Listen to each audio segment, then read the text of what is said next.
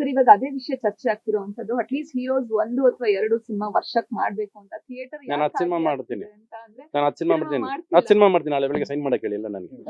ಅವ್ರಿಗೆಲ್ಲರಿಗೂ ಯಶೇ ಬೇಕು, ದರ್ಶನೇ ಬೇಕು ಅಂದ್ರೆ ಅದು ಅವ್ರವ್ರ ಇಷ್ಟ ಅಲ್ವಾ, ಅವ್ರವ್ರ ಚಾಯ್ಸು. ಕತೆ ಓಕೆ ಆಗೋದು ಬೇಡವಾ?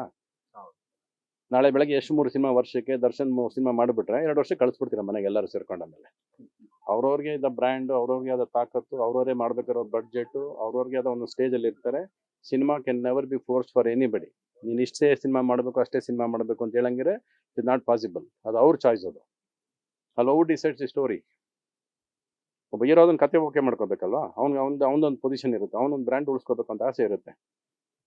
KGF ಆದಮೇಲೆ ಏನು ಸಿನಿಮಾ ಮಾಡಬೇಕು, ಏನು ಎಕ್ಸ್ಪೆಕ್ಟೇಷನ್ ಇರುತ್ತೆ ನಿಮ್ದೆಲ್ಲ ಅಲ್ವಾ? ದರ್ಶನ್ ಕಾಟೇರ್ ಆದಮೇಲೆ ಏನು ಮಾಡಬೇಕು? ಅವ್ರು ಆ ಥರ ಅವ್ರ ಇಮೇಜು, ಅವ್ರದ್ದೊಂದು ಬ್ರ್ಯಾಂಡು, ಅವ್ರೊಂದು ಬಡ್ಜೆಟಲ್ಲಿ ಯೋಚನೆ ಮಾಡ್ತಾ ಇರ್ತಾರೆ. ಅವ್ರು ದಿನ ಬೆಳಗ್ಗೆ ಎದ್ದು 3 ಸಿನಿಮಾ ಮಾಡಿ ವರ್ಷಕ್ಕೆ ಅಂದರೆ it is not possible for them. ನೀವು ಅನ್ಕೊಂಡು ಸಿನಿಮಾ ಮಾಡೋದು ಯಾವಾಗ ರೀ? ಕತೆ ಓಕೆ ಆದ್ರಲ್ವಾ, ದುಡ್ಡು ಕೊಟ್ಟರೆ ಓಕೆ ಆಗೋದಲ್ಲ. ಈಗ ನಾವು ಪರಿಸ್ಥಿತಿ ಸರಿ ದುಡ್ಡು ಕೊಟ್ಟರೆ ಓಕೆ ಮಾಡ್ಬಿಡ್ತೀವಿ, ಆಯ್ತಾ? ಅವ್ರ ಪಾಕೆಟ್ ತುಂಬಿದೆ, ಇನ್ನು ಅವ್ರ ಕತೆ ಕೇಳ್ತಾರೆ. ಹೋಗಿ ಎಷ್ಟು ಹತ್ರ 1-2 ಕತೆ ತೊಗೊಂಡೋಗಿ, ದರ್ಶನ್ ಕತೆ ತೊಗೊಂಡೋಗಿ ಈ ಥರ ಕತೆ ಇದೆ ಮಾಡಿ ಅಂತ ಹೇಳಿ ಒಂದಷ್ಟು ಜನ.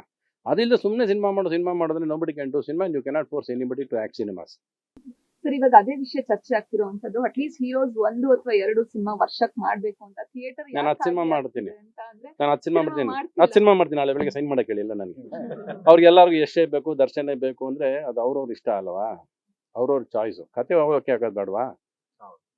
ನಾಳೆ ಬೆಳಗ್ಗೆ ಎಷ್ಟು 3 ಸಿನಿಮಾ ವರ್ಷಕ್ಕೆ ದರ್ಶನ್ 3 ಸಿನಿಮಾ ಮಾಡಿಬಿಟ್ರೆ 2 ವರ್ಷ ಕಳಿಸ್ಬಿಡ್ತೀರ ಮನೆಗೆ ಎಲ್ಲರೂ ಸೇರ್ಕೊಂಡಾದ್ಮೇಲೆ.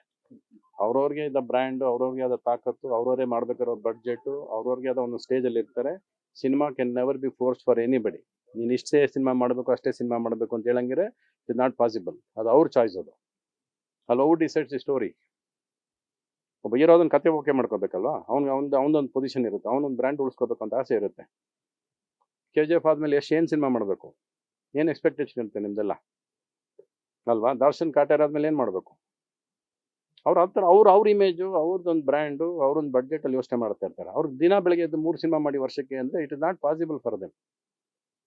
ನೀವು ಅನ್ಕೊಂಡು ಸಿನಿಮಾ ಮಾಡೋದು ಯಾವಾಗ ರೀ? ಕತೆ ಓಕೆ ಆದ್ರಲ್ವಾ, ದುಡ್ಡು ಕೊಟ್ಟರೆ ಓಕೆ ಆಗೋದಲ್ಲ. ಈಗ ನಾವು ಪರಿಸ್ಥಿತಿ ಸರಿ ದುಡ್ಡು ಕೊಟ್ಟರೆ ಓಕೆ ಮಾಡ್ಬಿಡ್ತೀವಿ, ಆಯ್ತಾ? ಅವ್ರ ಪಾಕೆಟ್ ತುಂಬಿದೆ, ಇನ್ನು ಅವ್ರ ಕತೆ ಕೇಳ್ತಾರೆ.